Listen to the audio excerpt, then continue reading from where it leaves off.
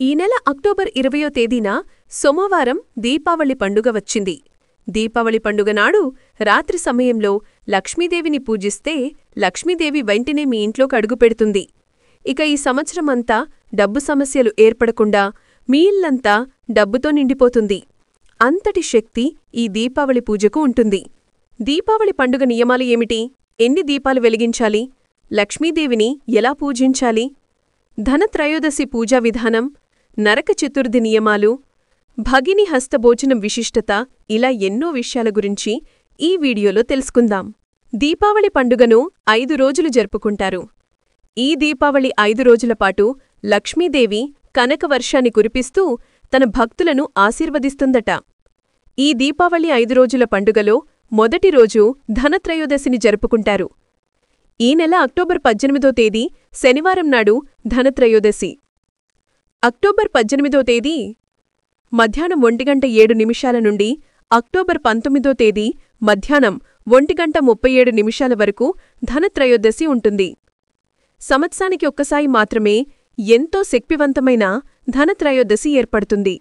ఈ ధనత్రయోదశి నాడు లక్ష్మీదేవిని అలాగే కుబేరుణ్ణి పూజిస్తాము.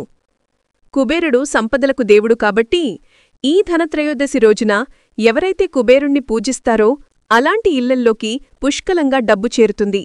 అలాగే క్యూ దోషాలు తొలగిపోవడానికి, యమబాధల నుండి విముక్తి పొందడానికి ఈ త్రయోదశి నాన యమదీపాలు వెలిగించాలి. కాబట్టి అక్టోబర్ 18వ తేదీ శనివారం నాడు అంటే ధనత్రయోదశి రోజు సాయంత్రం 5:30 నుండి 8 మధ్యలో మంచి ముహూర్త గడియాలు ఏర్పడతాయి. కాబట్టి ఈ సమయంలో కుబేరుణ్ణి అలాగే లక్ష్మీదేవిని పూజించి ఇంట్లో యమదీపాలు వెలిగించాలి. కాబట్టి అక్టోబర్ 8వ తేదీ సాయంత్రం సమయంలో మీ పూజగదిలో ఉన్న లక్ష్మీదేవి చిత్రపటం ముందు మట్టి తొమ్మిద్దలలో 2 నెయ్యి దీపాలు వెలిగించి దానిమ్మ పండును లక్ష్మీదేవికి నివేదించి పూజ చేసుకోండి. అలాగే ఈ ధనత్రయోదశి నాడు ప్రతి ఒక్కరూ తప్పనిసరిగా ఇంటి గుమ్మం ముందు 2 దీపాలు వెలిగించండి. త్వరలో లక్ష్మీదేవితో పాటుగా కుబేరుడు కూడా మీ ఇంటికి అడుగుపెడతాడు. ఈ విధంగా ఈ ధనత్రయోదశి నాడు ప్రతి ఒక్కరూ యమదీపం వెలిగించాలి.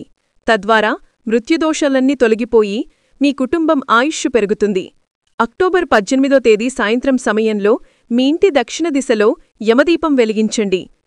యమదీపం అంటే బియ్యపిండితో ఒక ప్రమిద తయారుచేసి అందులో ఆవు నెయ్యి పోసి 4 వత్తులు వేసి దక్షిణముఖంగా దీపం వెలిగించాలి. దీన్నే యమదీపం అంటారు. ఇలా చేయడం వల్ల యమధర్మరాజు ఆశీస్సులు లభిస్తాయి. అనారోగ్య సమస్యలన్నీ తొలగిపోతాయి. మీ ఆయుష్షు పెరుగుతుందని నమ్మకం. అలాగే విశేషంగా ఈ ధనత్రయోదశి పండుగనాడు ప్రతి ఒక్కరూ తప్పనిసరిగా లక్ష్మీ కుబేర చిత్రపటాన్ని తెచ్చుకుని మీ పూజగదిలో పెట్టుకోండి. తద్వారా మీ ఇంటి సంపద విపరీతంగా పెరిగిపోతుంది. బంగారం అలాగే వెండిని లక్ష్మీదేవి రూపంగా భావిస్తారు. కాబట్టి ఈ ధనత్రయోదశి రోజున మీ స్తోమతకు బట్టి బంగారం కొనడం లేదా వెండి వస్తువులు కొనడం ద్వారా అద్భుతమైన కనకయోగం సిద్ధిస్తుంది. అయితే బంగారం కొనలేనివారు పసుపు కొమ్మలు, గోమతి చక్రాలు, తామర గింజలు, రాళ్ల ఉప్పు, ధనియాలు, కొత్త చీపరు ఇలా ఏదో ఒక వస్తువుని కొని మీ పూజగదిలో పెట్టుకోండి. అయితే ఈ ధనత్రయోదశి రోజున పొరపాటున కూడా ఇనుప వస్తువులు అలాగే స్టీలు వస్తువులను కొనకూడదు. ఈ రోజున ఇనుప వస్తువులు కొన్నా, స్టీలు వస్తువులు కొన్నా సంవత్సరమంతా డబ్బు కష్టాలు ఏర్పడతాయి. ఇక దీపావళి 5 రోజుల పండుగలో 2వ రోజు నరక చతుర్థి. దీపావళికి ముందు వచ్చే రోజున నరక చతుర్థి అని అంటారు. అక్టోబర్ 19వ తేదీ మధ్యాహ్నం 1:30 నుండి నరక చతుర్థి ఏర్పడుతుంది. ఈ రోజున నరకాసురుడు మరణించాడు. కాబట్టి ఈ నరక చతుర్థి నాడు అంటే అక్టోబర్ 19వ తేదీన ఇంట్లో ఉన్న ప్రతి ఒక్కరూ అభ్యంగన స్నానం చెయ్యాలి. అభ్యంగన స్నానమంటే మీ శరీరానికి అలాగే తనకు నువ్వుల నూనె పట్టించి తలస్నానం చెయ్యాలి. ఈ విధంగా అభ్యంగన స్నానం చేసి కొత్త వస్త్రాలు ధరించాలి. తద్వారా నరపీడ దోషాలన్నీ వెంటనే తొలగిపోతాయి. అష్టైశ్వర్యాలు కలిసి వస్తాయి. అలాగే ఈ నరక చతుర్థి నాడు ఇంట్లో ఉన్న పాత వస్తువులన్నీ తీసేయాలి. అలాగే ఈ నరక చతుర్థి నాడు తప్పకుండా తులసి ఆకు తినాలని కొంతమంది నమ్మకం.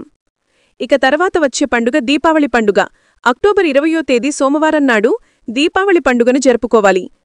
కాబట్టి ఈ దీపావళి పండుగ నాడు ప్రతి ఒక్కరూ ఇంటి ముందు దీపాలు వెలిగించి ధనలక్ష్మీ పూజను చేసుకోవాలి. దీపావళి పండుగ నాడు లక్ష్మీదేవిని పూజిస్తే శాశ్వతమైన సంపదలు కలుగుతాయి.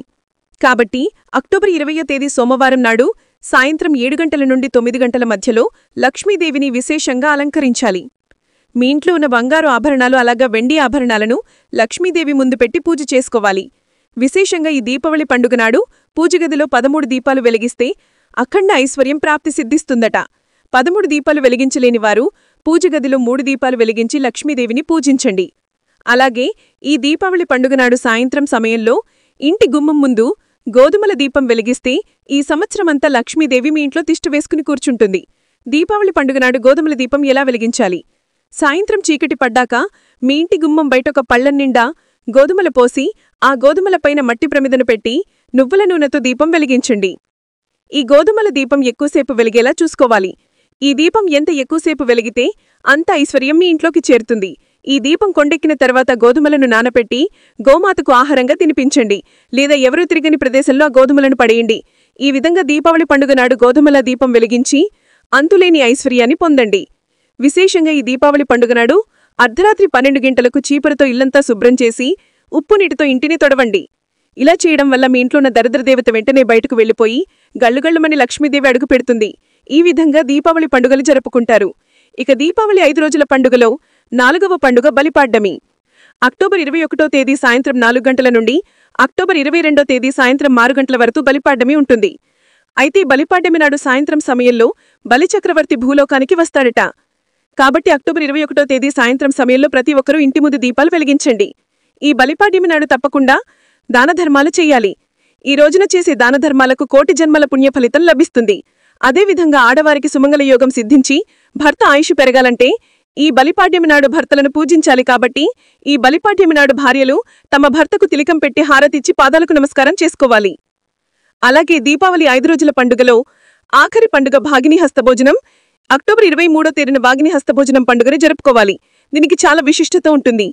భాగిని హస్తభోజనం అంటే పెళ్లైన ఆడపిల్లలందరూ ఈ అక్టోబర్ 23వ తేదీన మీ అన్నదమ్ములను ఇంటికి పిలిచి వారికి ఇష్టమైన ఆహారాన్ని వండి పెట్టాలి. ఇలా చేయడం ద్వారా మీ సోదరులకు ఆయుష్ పెరుగుతుందట. ఈ విధంగా 5 రోజుల పాటు వనత్రయోదశి, నరక చతుర్థి, దీపావళి పండుగ, బలిపాడ్యమి అలాగే భోగిని అష్టభోజనం పండుగని జరుపుకోవాలి. ఈ వీడియో గనుక మీకు నచ్చినట్లయితే లైక్ చేసి సబ్స్క్రైబ్ చేసుకోండి. Thank you for watching.